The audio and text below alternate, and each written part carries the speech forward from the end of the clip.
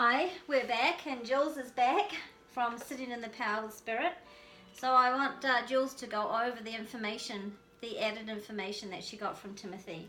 And then I'm going to write it down, and then I'll go over that information and the information you gave me when we first sat down. Okay? Okay. So it was a little more challenging. It's almost like when you're at home and you're given a name. I feel like it takes the pressure off. There's no time limit or anything, and it seems to come a little bit easier. And so I did struggle a little bit. But I saw him in a fireman uniform. And I got the feeling that he was a very kind and helpful person, someone who was close to his family. I saw him walking by a young child, and I don't know if he had a little sister or if maybe it was his own child. I don't know. I kind of felt like it was a family. It could have been his sister or something. And the child could have been his sister. Yeah, like his little sister, like, because it was right around that time when I felt that he was close to his family. Okay. And I kind of felt like at times he might have been like a brother to you. But that's all I got. Okay, so I want you to tell everybody about the night after Carol when somebody came through. I want to give that information. Yeah. So she has lots of great information that she just forgets to bring forward. Okay. It's because I'm afraid I don't want to say anything too definite so that I look like I'm wrong. I just want to say, she's not wrong. She'll never be wrong. Nobody is wrong. Everybody is right. However, it just has to fit in the right place. Totally. So there's a place for every bit of information that we have somewhere. Okay, so I guess what I'm saying is then I felt like maybe he took his own life. So that was kind of how I felt. But I don't know what suicide feels like. But I heard tragic.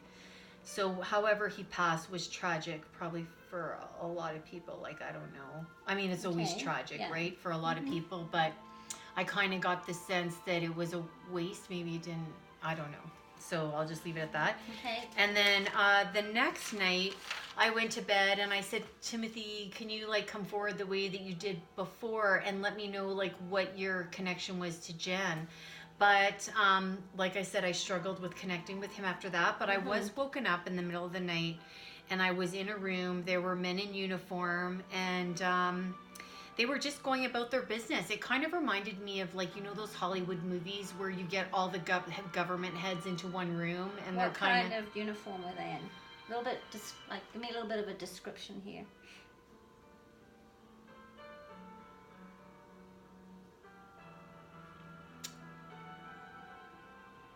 Like high government or like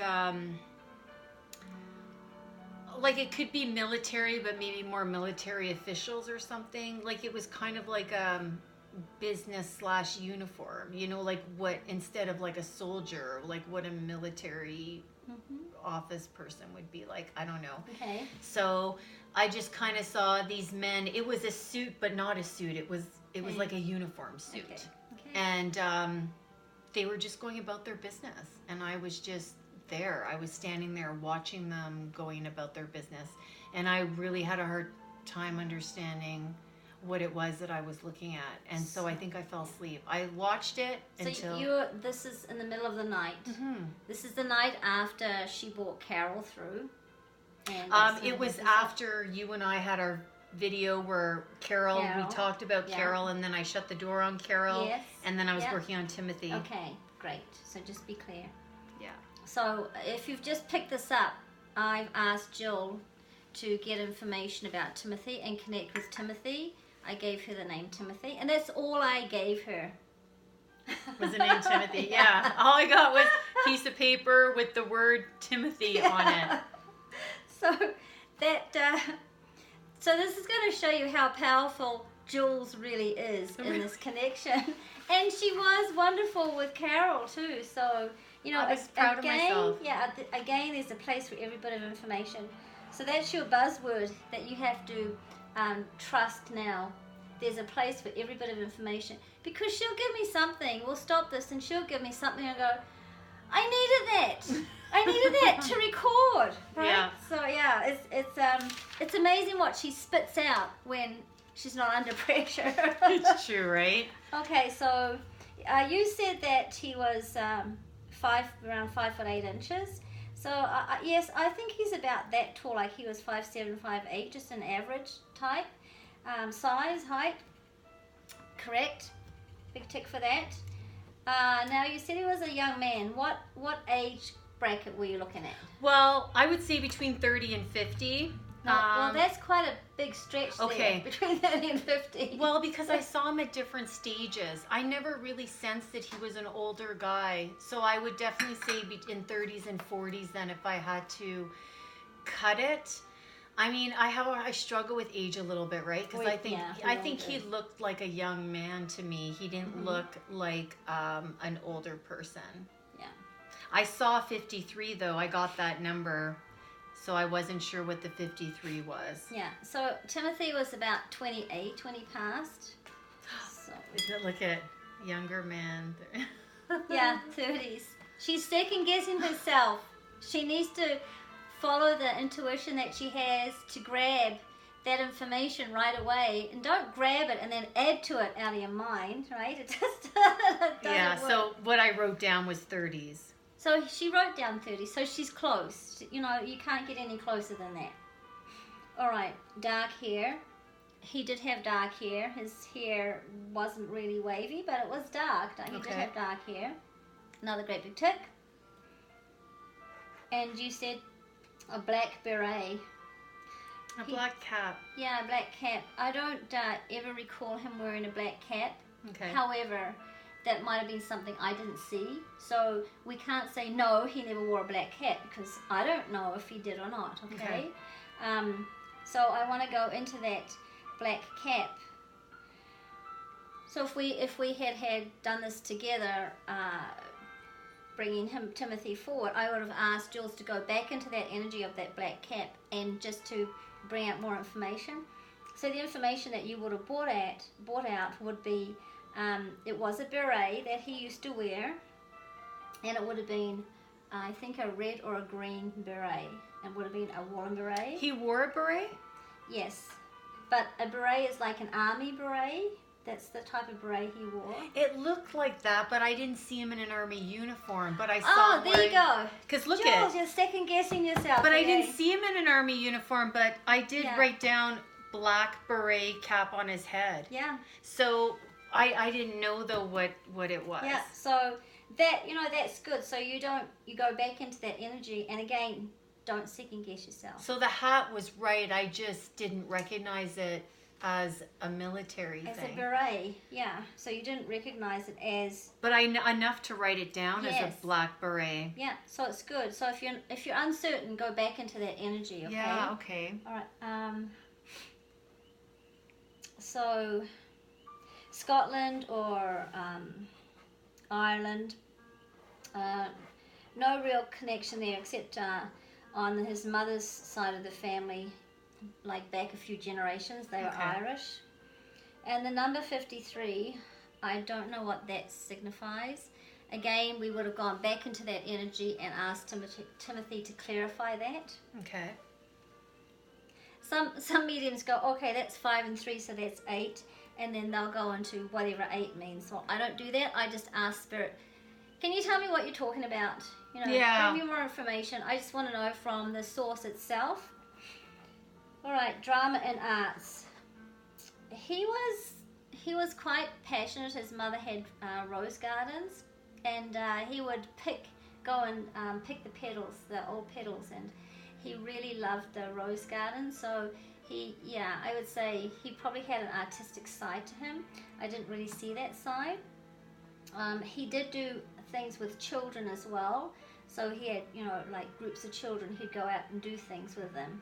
So I wonder if maybe that's part of the drama. Yeah, it could be. Could be. Did he ever dress up or anything? Like I don't know if he dressed up or not. No. What did he do with the kids? He would just do crafts and things with them. So that's just So like artsy. So he was artistic. Yeah, you know, in a big roundabout way, that does make sense. But I wasn't in his life to, you know, really focus on what he did on that way. But I know he did stuff with children and children's programs and things. Oh, cool. And see, he was very, very empathetic. He was definitely an empath. Okay, so I got that. Very sensitive. You said sensitive as well. Yeah. Very, very sensitive. So that's good. Okay, so Jules said she went into the reading a second time, and you got that you got cigarettes and coffee. I would have said that he drank tea because his family were teetotalers. However, where he was before he went home, he probably would have drank coffee. And cigarettes, I would imagine he smoked as well. It could have been tea. It was black in a cup, so I assumed it was coffee. Tea. Yeah. Mm-hmm. He was an exceptionally fit person. Okay, I put that fit person. Yeah. So the dancing that she said, I want to go into that because in New Zealand, they have what's called the haka dance, and it's a traditional dance.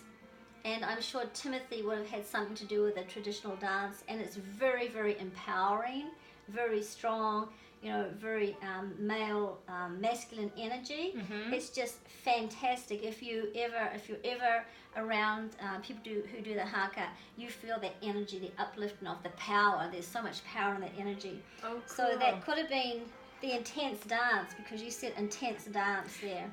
Yeah, like I got the feeling. I never saw him actually doing the dance, but I saw him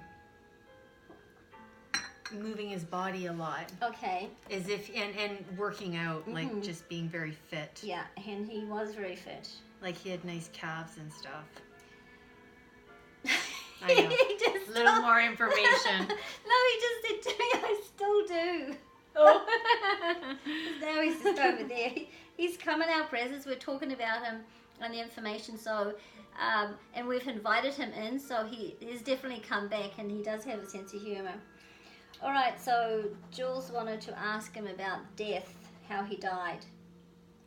Often Spirit won't tell you how they died, especially if they had a sudden and tragic death. They don't know how they died often. Or if they died of their own hand, they don't want to bring that forward. So that's two reasons why they might not, you know, tell you how they died. So you said here. Okay, before you say how he died, Mm-hmm. my initial, like when I thought he took his own life, I thought he had hung himself or something because I felt so much pressure on my neck. Yeah. And then I wasn't 100% sure, but I wasn't, but I did feel like it was self-inflicted or tragic. Okay. Well, self-inflicted makes sense in one respect. Tragic definitely makes sense in another respect. So I'm just going to bring all that information together because you told me you felt he took his own life. Well, in some respect, he did take his own life. And then it was tragic, and you said tragic for the family. It was exceptionally tragic for the family, and I'll bring that forward a little bit later. I want to say Timothy died in a motorcycle accident, and he was, I would say, a little bit careless on his motorcycle, and he was mad when he was driving on his motorcycle, and so he was killed. Did he break his neck Instantly. or something? I don't know, but I would assume it was an instant death. So he was dead at the site. Because I wrote, what did I wrote? Yeah, the head and the neck for me were like the strong. You wrote pressure on the neck and the head impacted. Yeah, definitely. And I even felt bones crack in my neck. Yes, and bones cracking. Definitely. So, you know, there would have been pressure on the neck and on the head, and there would have been bones impacting. Wow, a motorcycle. You know, that's funny. I did think car crash, but it just wasn't enough to like grab me. But when these things come to you, you have to acknowledge them and write them down. Even though it didn't grab you, you need to write it down, because you write it down, they will bring in more information to build on that. Well, that was the tragic. When I heard the tragic, I thought of like a car accident or something. That's why I wondered. That's why I said self-inflicted, because I thought, I don't know, maybe. But yeah, no, that's good to know, because you're right. I could have pushed into that a little bit more. Yeah, often when I'm on the podium, if somebody had been in a car and they, died in a car, and I'll go, this person actually died of their own hand, but unknowingly. So this is the same kind of thing with Timothy, right? He died of his own hand, not intentionally. And not intentionally. I could feel it. Like I could feel it, that it was self-inflicted, but not enough to actually see what exactly it was. Yeah, and because it was tragic and sudden, he wouldn't have been able to bring you more information. And he was 28, you said. Yeah, that's why he looked so young to me. Okay. Let's see here. Oh, for friends. No, he wasn't my friend. Our relationship was a little bit convoluted. My mother went to school with his mother from the time they went to kindergarten. So in New Zealand you have family, but they're not blood family. They're your aunts and uncles and cousins. So Timothy is my cousin in New Zealand. Oh, okay. So we all grew up, our two families grew up in the same country, and probably, I don't know, say maybe 30 miles away from each other. So we interacted all the time. So I didn't necessarily interact specifically with Timothy, but it was with the family. Got it. That makes it hard for you to get the relationship, because he would have been like my cousin, because he was my cousin, but he wasn't my blood cousin. It's because very hard there. I put like a brother. Yes. But not a brother. Yes. Yeah. So it's similar. And then I had a friend, because I just wasn't sure. There was really no way for him to have explained to you how it was. So, like, if I was looking for some information on you guys together, like, what would that have been? Did you guys play when you were younger, or? We all spent time at each other's houses together. Got it. When we were younger, in New Zealand, you take your whole family to somebody's house, you spend the day, and then they come to your house and spend the day. Lots of different interaction, family time, big time family time in New Zealand. And then you told me that you were getting goosebumps. Whenever, okay, so it was different. You wanted me to focus on my different clairs. So I kind of did with this. And so what was different was when I was getting this information, Spirit was giving me shivers at the same time, because I always tell them, when you give me shivers, because if I'm watching TV sometimes and the news comes on, Spirit will agree with whoever's speaking, like for the Trump thing, for like Donald Trump, like whenever people were like, he's, he could win, I would get the goosebumps. So it's like I knew already, not that I would vote, but I knew. And so it was the same thing. I say to them, well, guys, why can't you give me goosebumps just to confirm that what it is? And so that's what I got. And so when I tried to get more information before I came, I feel like they said, like, well, like, what more do you want? Like, how many times do we have to reassure you, that this is correct? Yeah, so they wouldn't give me anything else. Like, this morning I woke up and sat in the power right away, and they wouldn't give me anything. But what I got was that they wouldn't give me anything because they already gave me stuff, and they didn't want me to discount it. And what I think they were teaching you is that you really have to trust what they give you. There's no use, and I can see their side of the story here. There's no point in giving you information or giving you direction if you're not going to take it. Right? Well, this week I'm better than last week. Last week I didn't write down as much stuff, and then I wanted to kick myself after, because there's no point saying, yeah, I remember that. Like, there were just a couple little things that I wish I would have said. Yes. So this time I wrote down everything I got. So number 3, Jules is going to have a full notepad of jotting information. Well, this is full. A whole notepad full. The next thing was fireman uniform.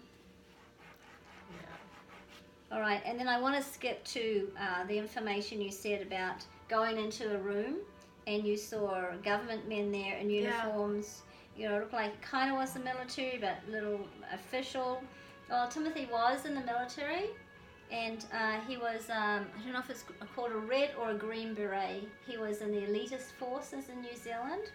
Oh, interesting. Mm-hmm. So that with the beret would make a ton of sense. Oh, so that would be him. Because you just wear the beret, you know, only the elite forces were allowed to wear that color of beret. And you know what? I couldn't tell you what the color. It felt black and white to me. And I can't remember if it was black, red, or green. I'll have to find out. I would say when I was sleeping and what I was looking at looked more green or black than it would red to me. Green comes to my mind.